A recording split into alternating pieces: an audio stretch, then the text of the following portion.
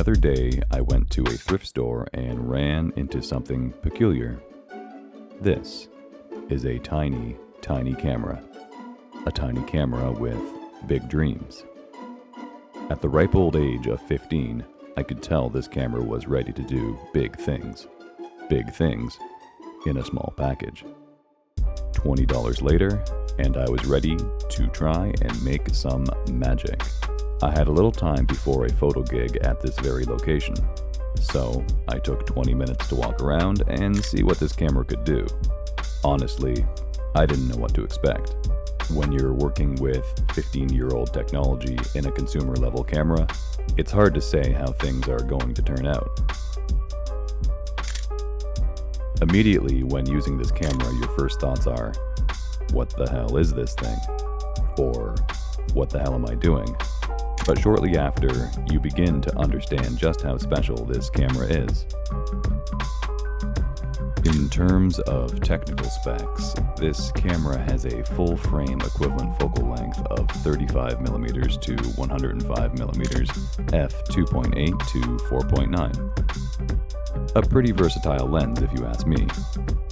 It boasts an ISO range of 80 to 1600 and caps out with a max shutter speed of 1/1500, which may be too slow for some, but since this camera is equipped with an exposure compensation of plus or minus 2 stops, you're able to control overexposing your photos. Coming in at a blistering 175 grams, about half the weight of a can of Campbell's soup, you'll hardly notice this camera being in your pocket in even the tightest of skinny jeans. At a modest 7.1 megapixels, you may not expect much in terms of clarity and resolution. However, with that assertion, you would be incorrect. Cameras like this have particularly small sensors.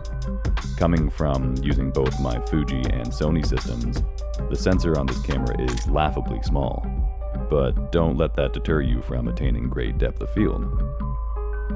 Composition is king when you are working with a camera with such depth of field. You really need to know how to fill your frame, both X and Y axis, but more importantly, the Z axis. Foreground elements are going to elevate your photography using what I'm calling a specialty camera these days. You may be asking, what's the point? Can't I just take pictures with my phone? Absolutely. If you're a coward. Picking up a camera like this is putting barriers in the way for the sake of putting barriers in the way. It forces you to be more conscientious of your photography basics. What I find most intriguing about this camera is how much they packed into this minuscule design. Not only does it have some standard color profiles like black and white, sepia, night shooting, and similar functionality, it also sports what I'm guessing is the world's tiniest optical viewfinder. I'm not kidding. Look it up. Since this camera only shoots JPEG, you might be thinking that there's not a lot you can do with your photos in post, especially with such small file sizes. Once again, you would be incorrect. It simply takes learning what limitations your camera has, and then exploiting the ones it doesn't have. If you want to see what the original photos look like, let me know in the comments. All in all, this camera may be the definition of an everyday carry. It is half the size of most cell phones, and it goes out of its way to force you to be a better photographer. What's not to love about that? Like this video if you enjoyed it, and let me know in the comments what camera you use every day. Subscribe to the channel if you haven't already, and until next time, adios.